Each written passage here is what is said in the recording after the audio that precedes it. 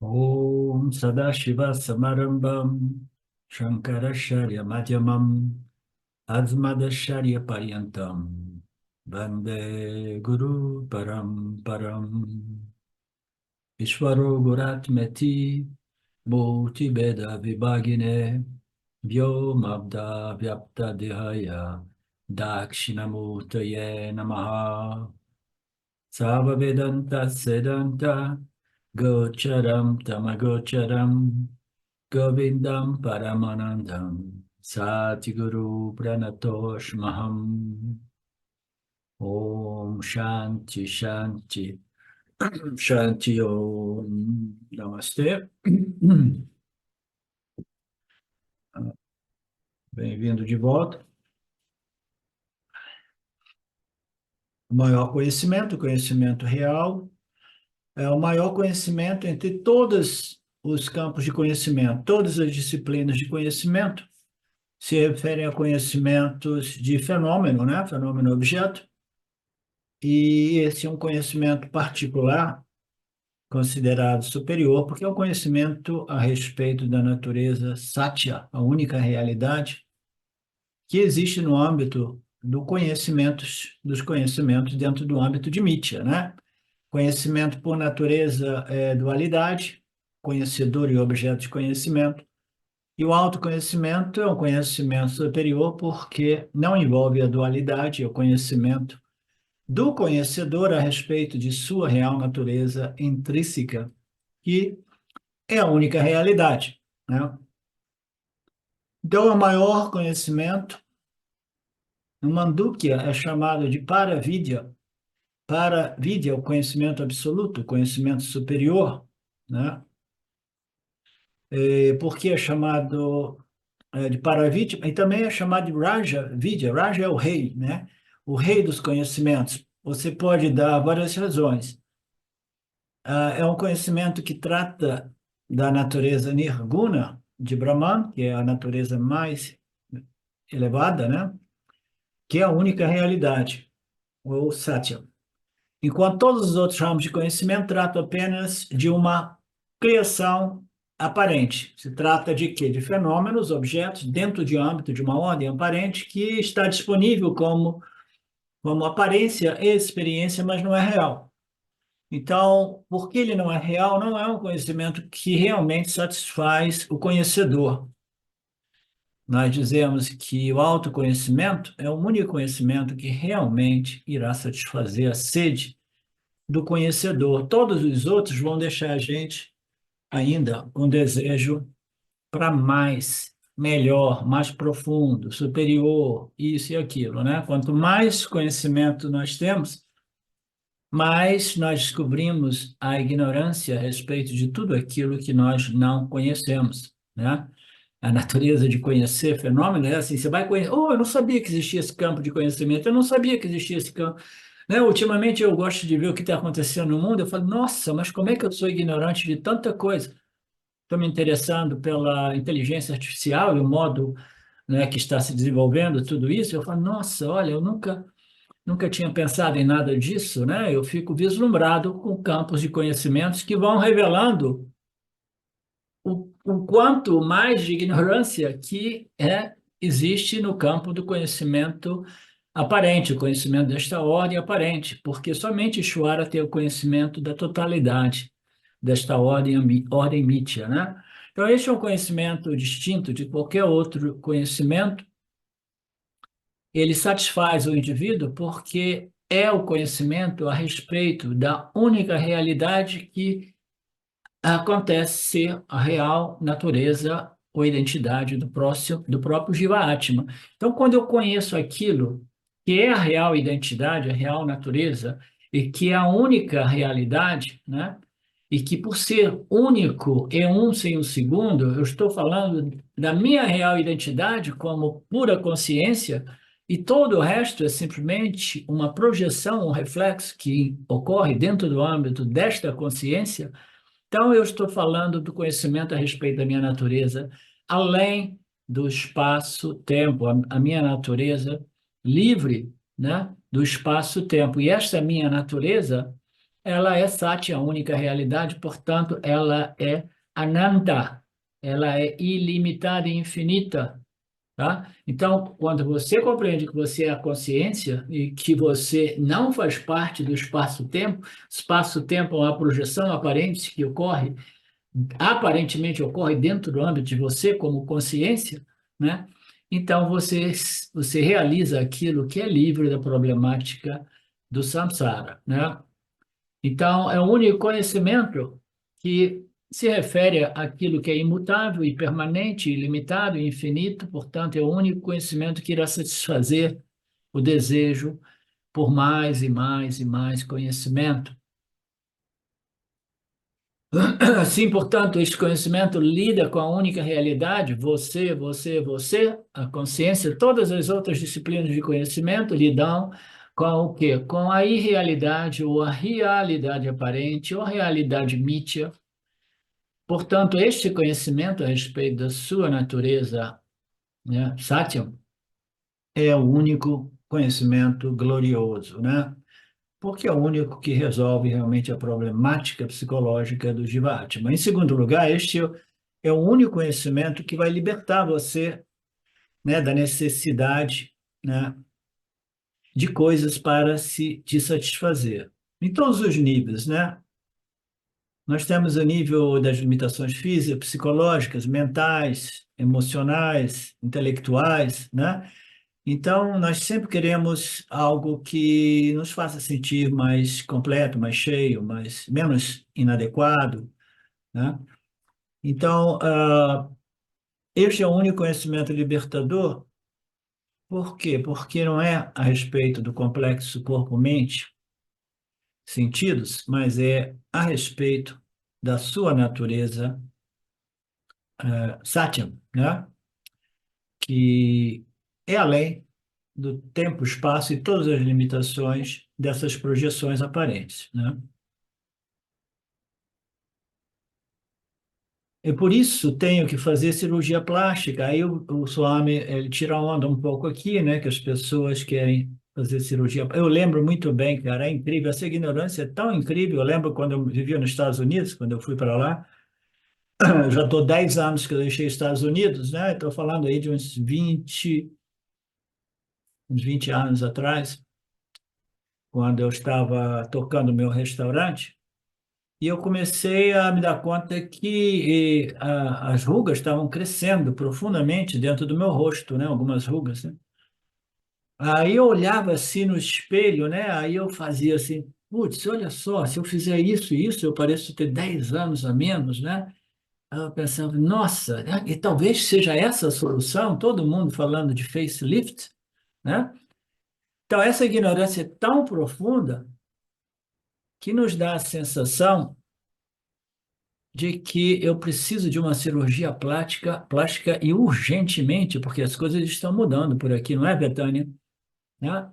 Aconteceu comigo 20 anos atrás, eu tive esses pensamentos, a Silvia era cheia desses pensamentos já na cabeça dela, e eu comecei a me olhar, falei, putz, não é assim, Sidem? Você já fez uma?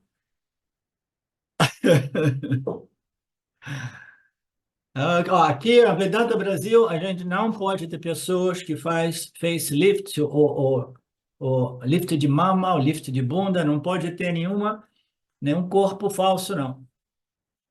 Nem implante de cabelo. Nem implante de cabelo, muito bem colocado. Eu tinha esquecido de você, Marcelo.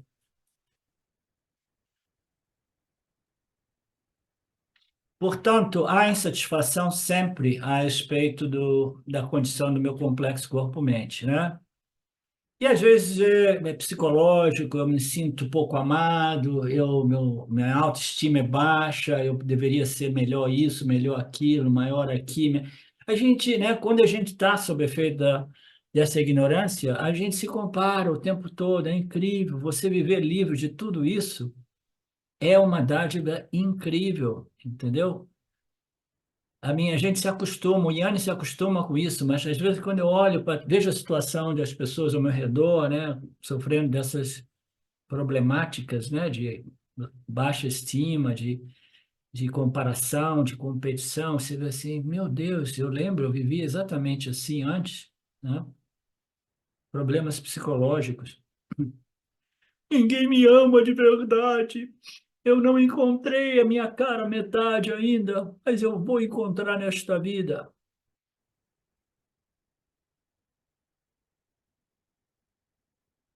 Eu posso estar fisicamente bem de saúde, mas emocionalmente eu posso ser um fracasso.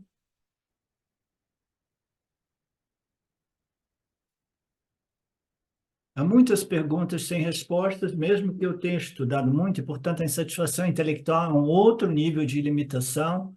As pessoas que têm uma abordagem filosófica, né, acadêmica, com qualquer campo de conhecimento, até mesmo a respeito do Vedanta, né, vai, não, isso aqui é uma resposta, uma resposta, uma resposta, eles vão assimilando respostas mal interpretadas porque eles se afastam dos seus gurus, entendeu?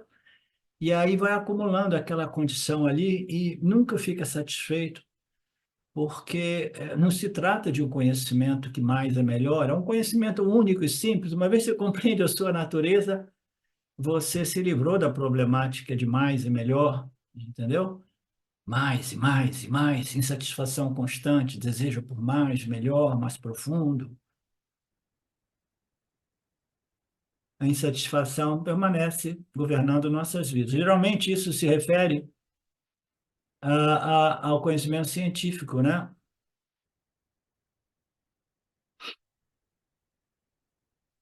Então, do ponto de vista da astronomia, etc., né? As pessoas interessadas no Big Bang, em como surgiu esse universo e as teorias da criação e o universo, né? Então, tanto no macro como no micro, né? As pessoas estão aí dedicando a vidas delas por conhecimentos acadêmicos que fundamentalmente não satisfaz a alma do indivíduo, a mente do indivíduo.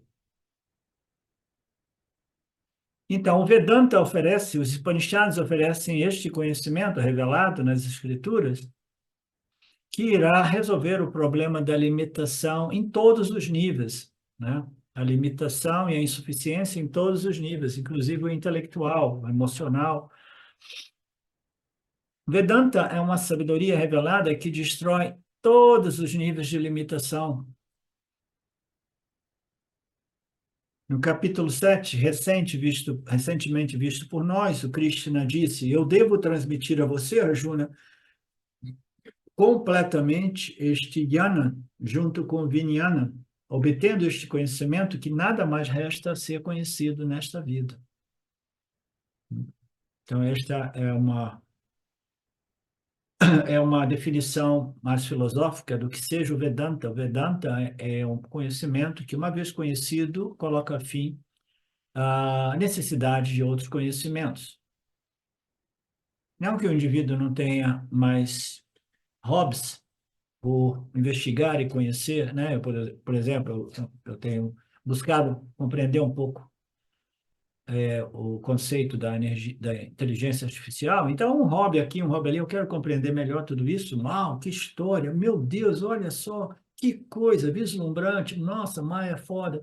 Então, não significa que o indivíduo não tem ainda como hobby ou curiosidade interesse de compreender outros conhecimentos objetivos, né? Mas simplesmente você já não se sente menor ou insuficiente por não conhecer alguma coisa e você não se sente acrescido ou melhor ou maior por ter adquirido esse ou aquele conhecimento. É simplesmente um hobby, uma curiosidade de querer conhecer algumas coisas. Obtendo esse conhecimento, você não precisará mais de conhecimentos na sua vida. Você não precisa mais de conhecimentos como meio de se completar. Existem duas categorias fundamentalmente de pessoas: aquelas que querem se completar através de objetos de experiência, né? Eu quero pessoas, coisas, circunstâncias, situações que eu experiencio, que vai me fazer me sentir sempre mais satisfeito, feliz, alegre, contente, né? Porque punha, né? Eu estou obtendo os objetos de meus desejos. E sempre eu busco coisas a nível mais experiencial. E existem aqueles intelectuais que, não, eu não estou interessado em experiências sensoriais, né? Eu estou interessado em conhecimento intelectual, né?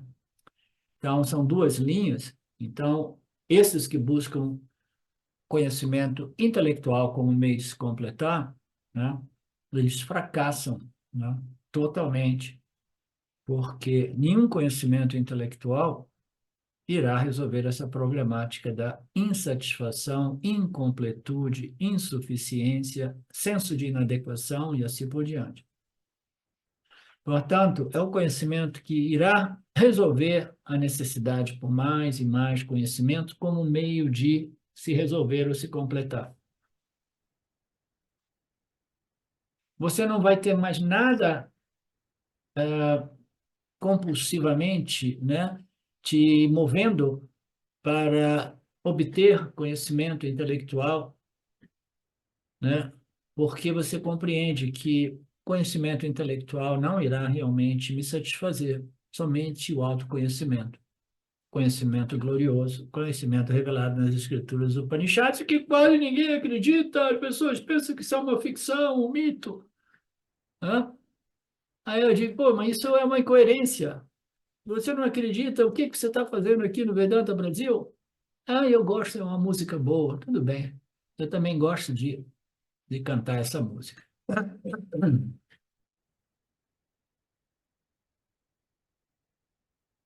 Portanto, é o conhecimento, né, o rei dos conhecimentos, o conhecimento mais sagrado, né? E que está facilmente disponível, mas não facilmente disponível. Aqui ele está falando não está facilmente disponível, por quê? Porque imagine uma pessoa, um ser vivo, né, que tem instrumentos ou órgãos sensoriais que só consegue ver tudo em preto e branco, né? Então, todas as cores do universo estão escondidas para essa pessoa, mas não estão escondidas, elas não têm uma capacidade de compreensão, percepção que possa, né, acessar e experimentar e conhecer a todas as cores do arco-íris, né? Então, está escondido? Não, ele está disponível, mas está escondido para aquelas pessoas com mentes mais grosseiras, tá? Não está facilmente disponível porque os indivíduos não estão facilmente qualificados, né, para compreender este conhecimento. Muitos não estão preparados para ouvir sobre o Atman, mesmo ouvindo, a maioria deles não o compreenderão. Admirável é aquele que ensina, e admirável e raro é o aluno que se aproxima do guru e o aluno que compreende, é ainda mais admirável, né? Tudo isso é muito raro. Tudo isso é muito raro mesmo. Por isso que eu digo de novo, né? Eu dizia isso 10 anos atrás, que o Vedanta destruiu minha carreira de guru, né? Porque agora, né, os devotos são quase que inexistentes. E o guru do Vedanta não é interessado em devoto, ele é interessado em quê? Em discípulo, né? Discípulo de estudante. Portanto, é admirável quem compreende o ensinamento sobre o Atma, ensinado por um mestre admirável e raro e capaz. A pessoa vê isso, esse Atma, né, uma outra passagem, num outro texto vedântico, a pessoa vê esse Atma como uma maravilha. Isso foi no verso 2 do Gita. Da mesma forma, outros falam sobre esse Atma, né, como uma maravilha. Outros ouvem sobre esta maravilha, né, mas ainda assim outros sempre, a maioria dos outros não entendem do que se trate, apesar de ler e ouvir sobre esta maravilha, né? Então, a pessoa vê esse Atman como uma maravilha, da mesma forma, outras pessoas falam sobre esse Atman como uma maravilha, né? O Guru. Outros ouvem isso como uma maravilha, ainda assim, aqueles que ouvem isso como uma maravilha, não sempre entendem isso como uma maravilha, apesar de ter ouvido de que se trata de uma maravilha, de um conhecimento glorioso. Este ensinamento não está disponível para a grande maioria das pessoas, embora seja uma grande maravilha. Vyasacharya diz que o maior espanto é que, apesar de aprender durante 25 anos, uma pessoa ainda assim não consegue compreender o Atmayana. Eu estudei isso por 25 anos e 25 vidas, e ainda assim eu não compreendi as declarações finais de que eu sou esse Atma maravilhoso, ilimitado, infinito. Então, isso também é uma maravilha. Essa palavra maravilha, essas passagens dessas, desses versos, né, fala da maravilha. Em inglês, a palavra correta é wonder. Wonder, você fica assim, meu Deus, meu Deus. O que seria wonder, Luciano? Wonderful, maravilha mesmo. Maravilha. Hã? Maravilhado, né? Fiquei maravilhado.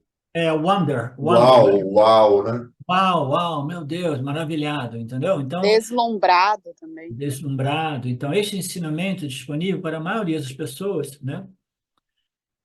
É um grande mistério, um grande deslumbre, né? Um grande uau, né?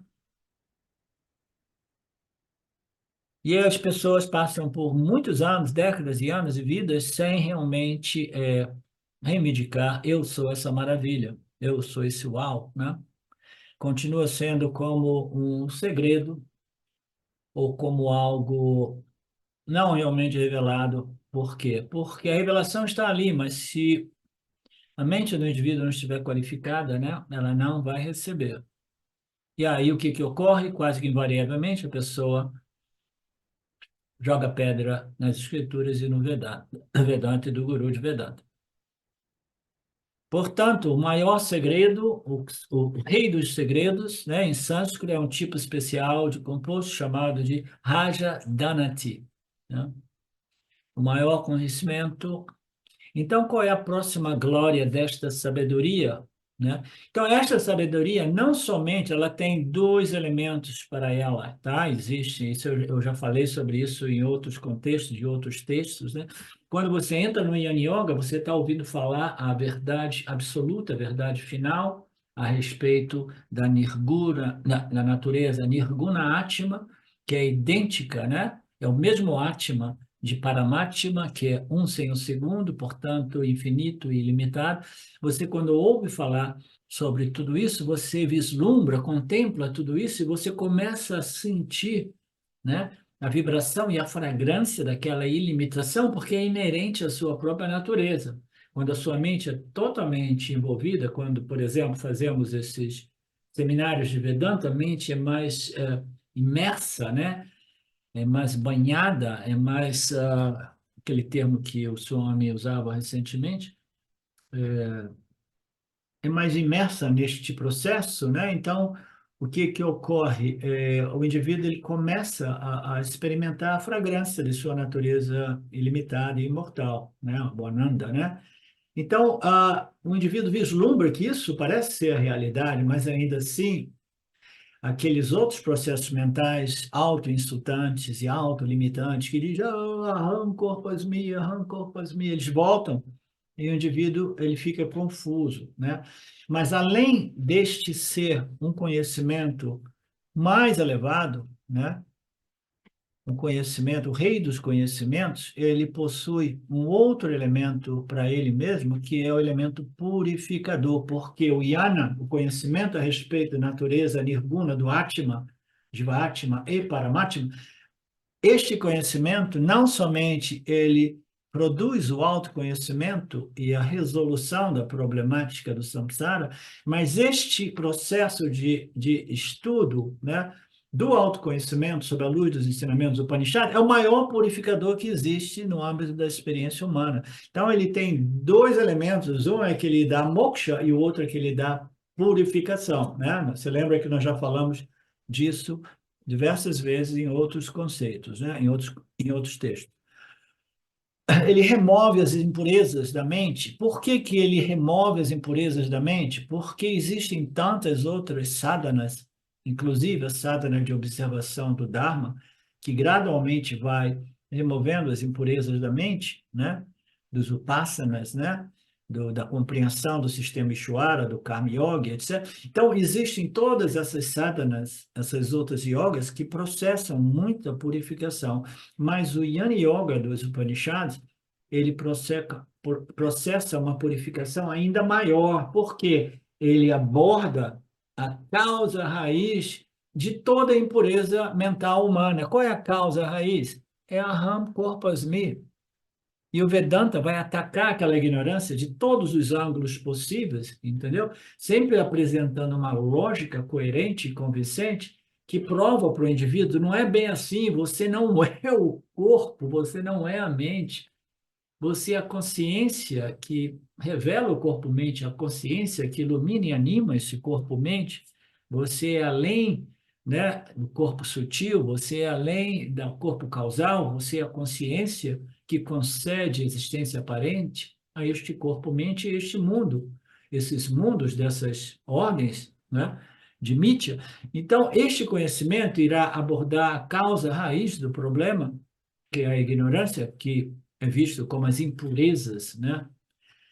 E, portanto, é o maior purificador. E eu sei, compreendo isso também de modo direto, porque no momento que eu entrei em contato com o Vedanta, eu iniciei um processo muito mais acelerado de sabedoria e de purificação. O autoconhecimento é uma sabedoria que precisa ser bem internalizada para que esteja sempre firme, claramente presente.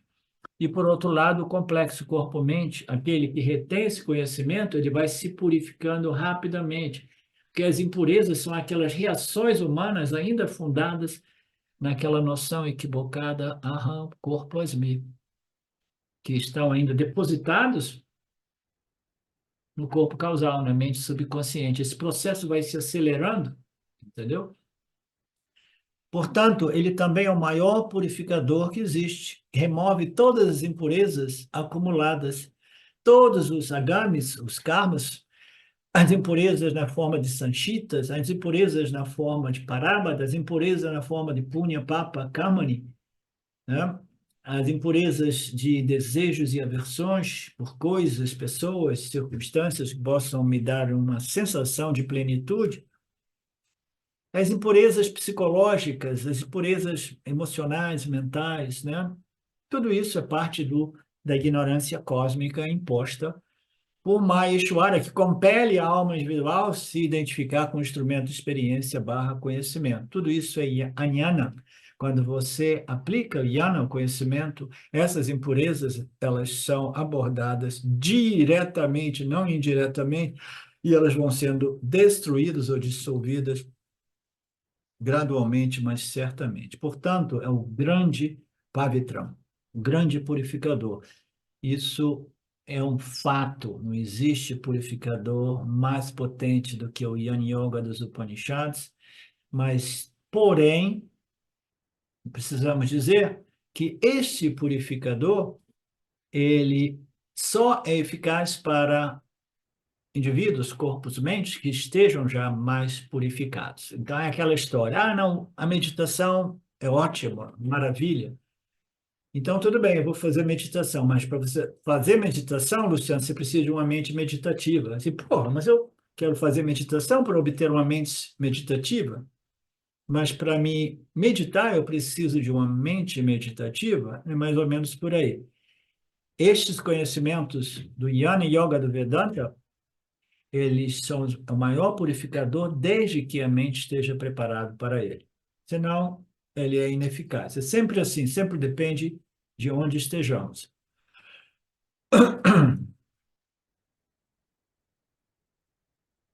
No quarto capítulo, Krishna diz, na verdade, não existe outro purificador neste mundo como o Jnana, o Atma Jnana. Preparada através da yoga, a pessoa alcança este Atma Jnana muito facilmente, né? Gradualmente, dentro do tempo. Então, este tempo se refere ao quê? Ao processo de quê? De preparação do corpo-mente, né? Como se diz por aí, né? Não só o Nisargadatta Maharaj, mas outros já diziam, não existe quase nada novo sobre, né? debaixo do sol, neste mundo espiritual, em mundo em geral, em todos os campos de conhecimento. Como Nisargadatta dizia, né? O conhecimento é súbito, mas a preparação, o amadurecimento é gradual, ocorre dentro de uma linha temporal aparente, no qual o indivíduo nasceu, cresce, envelhece e morre. Né? Então, preparado através de quê? Do yoga. E esse yoga não se refere ao Yin Yoga, mas se refere a Karma Yoga, Dharma Yoga, Upasana Yoga, tá? Entre outros yogas, né? Que ajudam o indivíduo a desenvolver purificação, refinamento e maturidade. Portanto, na verdade, não existe outro purificador neste mundo com o conhecimento, mas o indivíduo precisa ser preparado antes, através das outras yogas de preparação, para ela entrar no Jnana Yoga do Vedanta e obter muito facilmente o autoconhecimento, né? Depois de alguns dias, depois de algumas semanas, depois de alguns anos, né? Portanto, não é um purificador comum, é simplesmente o maior e mais eficaz desde que a mente esteja preparada para ele. Porque uma vez que usamos este método de purificação, a vantagem é que não apenas impurezas presentes hoje irão embora, mas você não acumula mais impurezas. Todas as impurezas, elas são acumuladas e obtidas com base na convicção equivocada, aham, corpo asmi, aham, corpo asmi, vai trazer o quê? Mais e mais perturbação mental e emocional. Todo o desenvolvimento psíquico, psicológico humano é fundado neste equívoco de identidade, que é a impureza, que não para de gerar mais impureza. Você limpa aqui, você melhora aqui, mas fundamentalmente lá na base existe a semente da impureza, aham, corpo, asmi, né? Portanto, ele resolve o problema das impurezas de uma vez por todas. Não é como outras práticas que limpam um pouco da impureza, mas aí quando você suspende a prática, depois de um tempo as impurezas voltam. Não é assim, Luciano?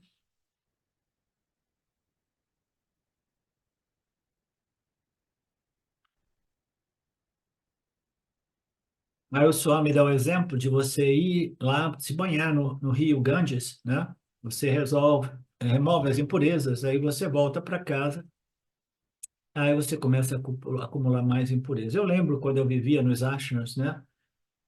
Do meu primeiro guru, que eu não posso dizer o nome, eu sentia quando eu estava ali que eu estava me purificando. Aí acabava o dinheirinho, era pouco dinheiro, e eu tinha que voltar para o mundo para trabalhar na Europa, ou no Japão, por 3, 4 meses, para juntar dinheirinho para voltar pro ashram, né? Então era aquela sensação, estou me purificando aqui no ashram. Aí eu saía do ashram e falei, meu Deus, eu saio do ashram, eu começo a dar uns passos para trás e acumular todas as impurezas de novo, né? Por quê? Naquele ashram do guru, que eu não posso dizer o nome, não existia realmente uma abordagem que atacasse diretamente a autoignorância. Existia só esses processos superficiais, né, de lucidação ou limpeza das impurezas mais densas, né? Você entende tudo isso, Marcelo? Sim, né? Naturalmente, né? Então, eu quero uma purificação que me dê uma garantia de nenhuma outra impurezas futuras. Todas as impurezas são fundadas no Aham Korpasmi.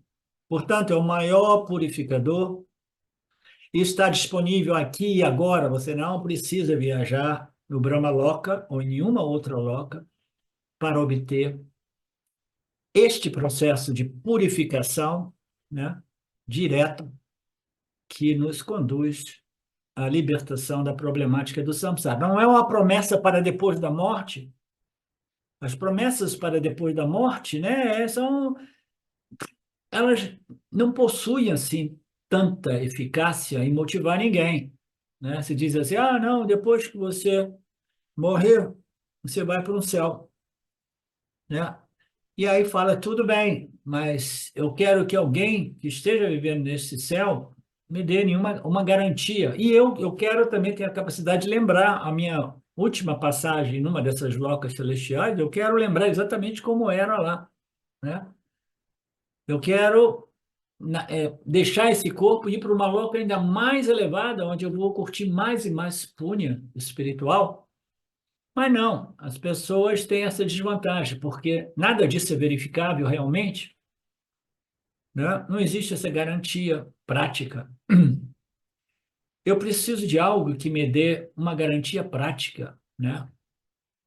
É diretamente verificável, experienciável, e esse moksha, essa libertação fundada no autoconhecimento, é possível e somente é realmente possível, embora as escrituras falem desse Kramamukti, né? Mas de modo verificável, somente é possível aqui e agora, enquanto engajada no corpo físico, aquilo que dá um status ao indivíduo, né? De Yani ou Jivan Mukti, né?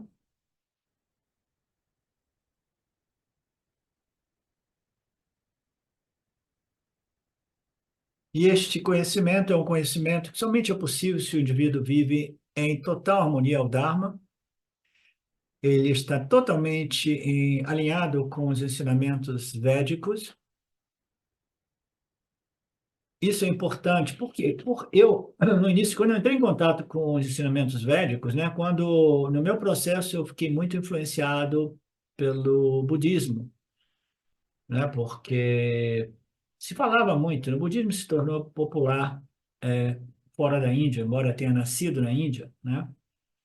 E quando eu conheci o Vedanta e os Vedas, né, eu identifiquei que aquilo ali devia ser realmente a fonte de toda a sabedoria espiritual que existe, depois derivada, né, em diversas outras estruturas, né, e filosofias, né, estruturas de ensinos, etc., né, era mais vasta e completa e mais, mais sensata, mais elegante, mais, né, indiscutível, etc., etc. Então, é importante a gente compreender que este conhecimento é possível quando o indivíduo vive uma vida sem oposição ao Dharma. O Dharma são as leis e princípios do Criador que estruturam e regem esse campo de interação entre o indivíduo e o mundo, né? Portanto, se eu vivo uma vida em harmonia com o Dharma, significa que eu abracei o ensino védico, no qual existe um Criador, existe o Dharma, que são as leis e princípios que regem esse campo de interação, né? E que o melhor modo de eu me preparar ou purificar inicialmente, digamos assim, né? No estágio mais inicial, é através da observação do Dharma e a compreensão do meu relacionamento como criatura com o Criador e suas leis, né? Então, eu tenho que estar adequado nesse ensinamento védico. O Swami me diz isso é importante porque, na nossa tradição, nós dizemos que o Veda é a fonte básica de todo conhecimento espiritual. E, portanto, sempre qualquer sistema de ensino espiritual que está de acordo com os ensinamentos védicos é aceitável por nós, dos Vedas e do Vedanta. Não, isso é harmonia, sim, tudo bem.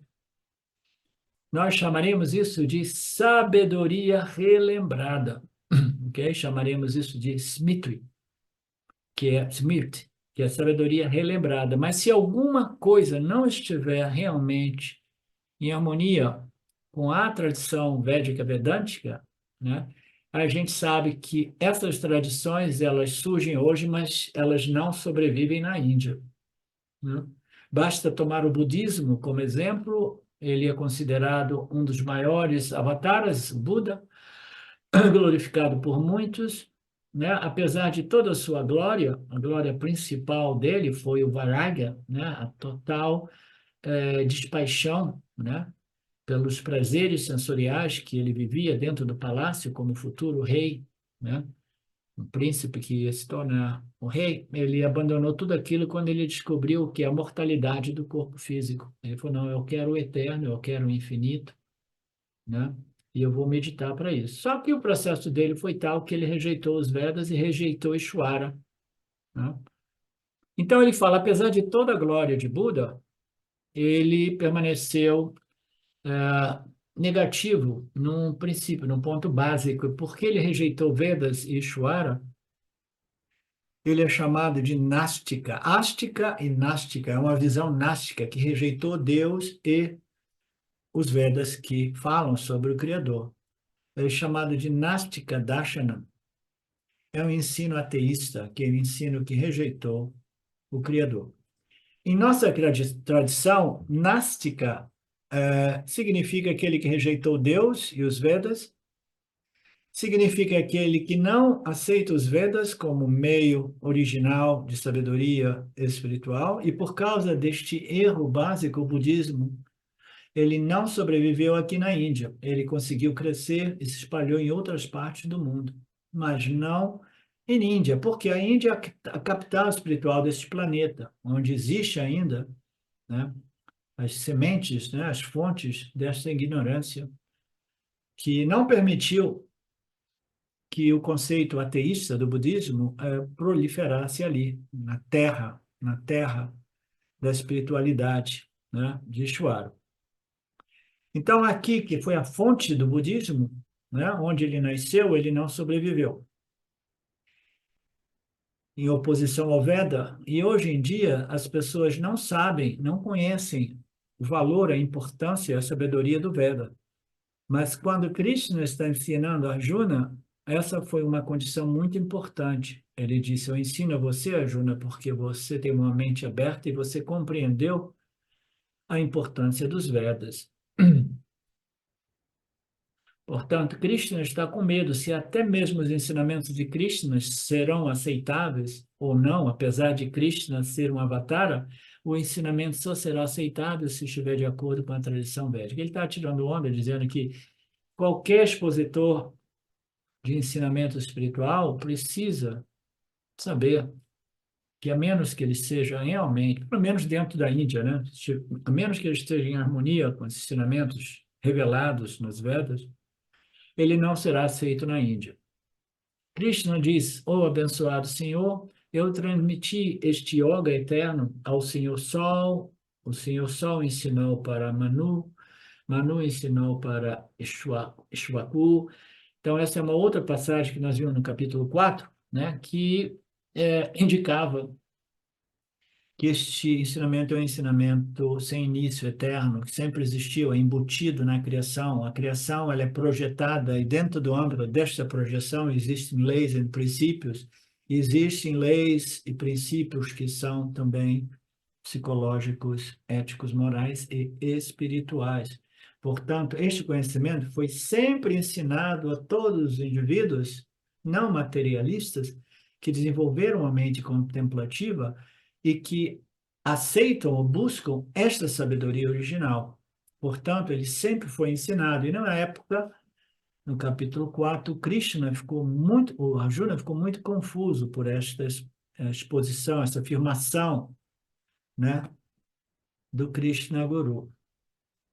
Aí ele continua no verso 2 daquele capítulo 4. Ó Arjuna, os sábios sabiam disso, o que era tradicionalmente transmitido era essa sabedoria védica. Devido à longa passagem do tempo, esta yoga dos Vedas está se perdendo neste mundo, né? Aqui é uma outra indicação, ninguém sabe exatamente quando esses ensinamentos do Gita, né, ocorreram, né? 5.000 anos, isso aqui, mas já é uma era mais contemporânea, na qual Krishna dizia, devido à longa passagem do tempo, este ensinamento dos Vedas está se perdendo, né? Imagina nos dias de hoje, isso é um fato, até a Índia se tornou materialista, né? Com raras exceções de alguns lugares ali na Índia, onde você encontra ainda um pouco dos Vedas. Caso contrário, é sempre um pouco enrustido aqui e ali nos ashrams, né? O mesmo antigo yoga é este que foi ensinado por mim, Arjuna. Eu ensinei a todos esses. Porque você é meu amigo e devoto, eu também vou ensinar a você. Esse é o maior segredo que foi escondido no céu aberto, né? Por quê? Porque ele é tão sutil que as pessoas não o compreendem ou percebem. Krishna não reivindica a originalidade dos seus ensinamentos, o que é uma indicação de um guru genuíno, genuinamente honesto. O guru honesto nunca diz: esses são os meus ensinamentos, nunca pretende.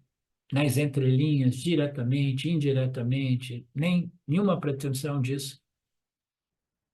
Esse é um conhecimento revelado nos Vedas, o conhecimento original, básico, pertence a Ishvara, portanto, não deve ser comercializado por ninguém, portanto, deve ser disponibilizado gratuitamente para todos aqueles raros indivíduos que compreendem o valor de tudo isso. É raro. Krishna diz que é porque mesmo o status de avatara não é um critério para reivindicar esses são os meus ensinamentos. E o avatar deve ser, né, no conceito do avatar, é o conceito de alguém, alguma alma, algum ser, alguma entidade que é o suprassumo do não ego, da não vaidade, né? Então, ele jamais iria realmente, né, reivindicar esse é o meu ensinamento, né? O próprio Buda é aceito por muitas pessoas como um avatar, mas que avatar é esse, né? Que simplesmente rejeitou o Criador e os ensinamentos originais. Não, o Buda disse assim, não, não, o Buda, como muitos outros, diz assim, esse é o meu ensinamento. Vocês entendem a diferença? Esse é o meu ensinamento. O meu primeiro guru, que eu não posso dizer o nome, ele rejeitou os Vedas, rejeitou a tradição, e ele apresentou aquilo que ele também se referia como os meus ensinamentos, a minha visão, o meu sonho para a humanidade, tá? Então, isso tem sempre uma certa assinatura de um ego vaidoso que quer reivindicar os meus ensinamentos, né?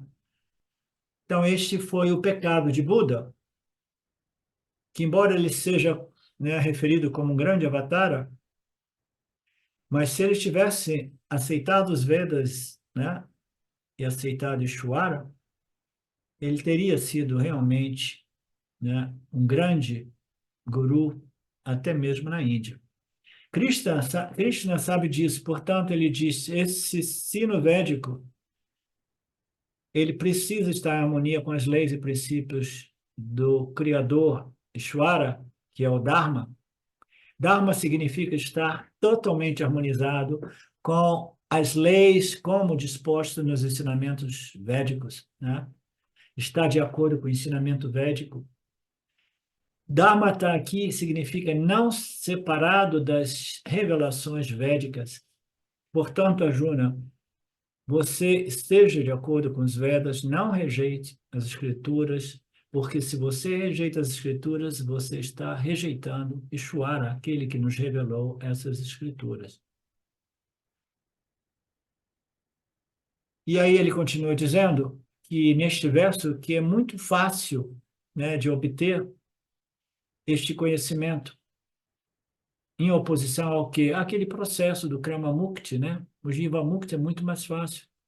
É muito mais fácil porque você não precisa desenvolver esses poderes como se diz, extraordinários, né? Para poder fazer essa viagem entre as lokas para chegar até o Brahma Loka. Então, é muito mais fácil aqui, agora, neste corpo, confortavelmente, vivendo, né, em nossas casas, já que nos dias de hoje nós podemos obter esse conhecimento virtualmente, é uma das vantagens, né, desta tecnologia virtual.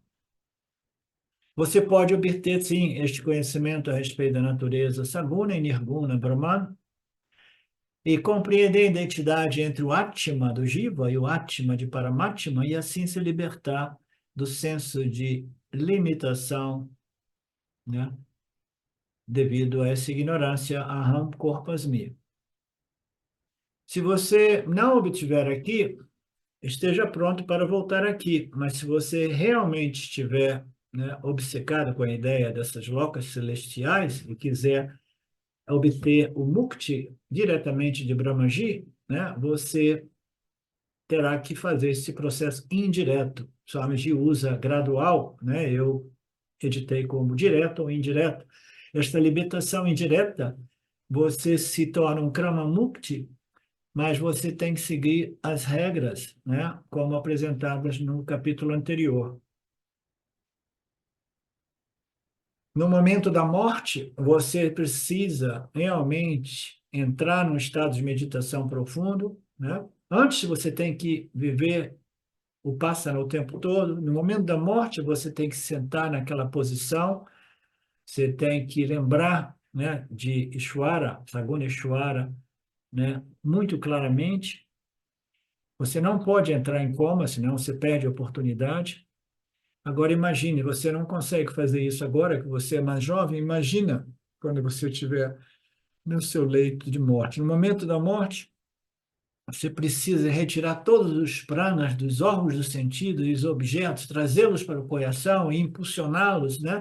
De modo que esta energia, Kundalini, possa sair por esse canal especial e te levar, a alma individual, levá-la diretamente para o Brahma Loka, né? E aí o Swami diz assim, você tem que torcer para não encontrar nenhum engarrafamento no caminho, né? Imagina se tiver muitos yogis tentando fazer isso, e o canal é um canal muito estreito, né, Luciano? Aí tem engarrafamento, aí não deu. Então, eu tenho que voltar e ser um yogi mais uma vez, numa outra encarnação. Então, falando tudo isso é muito difícil. Lembramos que Krishna não quis enfatizar isso como um caminho realmente recomendável, ele quis ilustrar essa passagem dos Vedas, que é uma passagem mais esotérica, que não é muito relevante, não é relevante para o autoconhecimento, mas ainda assim Krishna quis abordar tudo isso por respeito aos Vedas, né? Ao Veda. Você vai para o Brahma Loka e lá você tem que, de novo, estudar o Yin Yoga do Vedanta. Então, estuda já agora. Por que você quer ir viajar por essas locas aí? Né? Você tem que passar por isso, realmente. Mukti é muito mais difícil. Comparando com o Mukti, que é mais difícil, é imprevisível, o Jiva Mukti, né? O Atmayana obtido aqui e agora, como o Jiva Mukti, são muito mais fáceis. Krishna diz, comparado ao Krama Mukti, Jiva Mukti é muito mais fácil, é o que ele diz neste verso, tá? Ele aborda todos esses temas elaborados aqui. Então, finalmente, este outro aspecto deste verso é dito que, tendo desfrutado daquele vasto mundo celestial, aqueles que insistentemente querem obter o satsang diretamente de Brahmanji, eles muitas vezes eles vão até o Brahmaloka, eles passaram pelo engarrafamento, chegam lá, eles recebem os ensinamentos de Brahmanji, mas ainda assim eles não compreendem, e eles têm que voltar para os mundos dos mortais, trazendo o seu saquinho de Punya Papas, né? E aí chegar aqui, obter um novo nascimento e iniciar o processo meritório que talvez o conduza às escrituras do Vedanta e a um professor competente, né? Então, aqui nesta passagem, ele fala, tendo desfrutado dos mundos celestiais, seja Brahmaloka ou essas locas menos brilhantes, como nós vimos no capítulo 8, a loca mais brilhante e as menos brilhantes são locas celestiais intermediárias e a mais elevada. Embora eu tenha ido lá, são viagens, né, de ida e volta, a menos que eu obtenha o Atmayana diretamente de Brahmanji, que não é verificável, não é garantido, depende de diversos outros fatores também, e é muito mais difícil chegar lá, né? E se eu chegar lá e não obtiver este autoconhecimento, eu tenho que voltar mais uma vez para processar Punya Papa aqui. Assim, os buscadores dos prazeres celestiais que adotam os rituais Vedas atingem apenas essas locas que envolvem a chegada e a saída, chegada e partida, né? Então, a gente vai ver tudo isso na aula de amanhã, né? Porque essas locas, ah, elas atraem pessoas com mentes mais místicas, esotéricas, né? Mas é como um meteoro, ele cai, quando você vê, você pousou numa loca dessa e às vezes você pode pousar numa loca inferior também, né? Então, é melhor você buscar o imperecível, o maravilha, o maravilhoso Ishwara Yana, Arjuna. Eu vou transmitir esse ensinamento completo para você e ouça com atenção agora.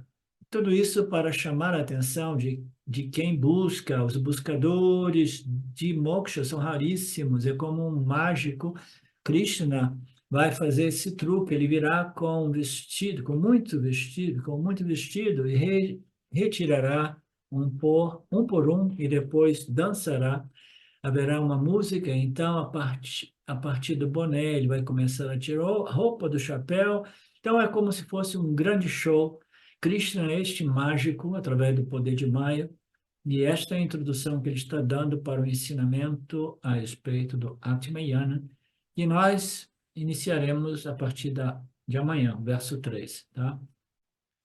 Esses são versos introdutórios. Alguma coisa da parte de vocês? Om Purnamada Purnamidam Purnamudachyate Purnasya Purnamadaya Purnameva Vashishyate Om Shanti Shanti Shanti Om Namastê.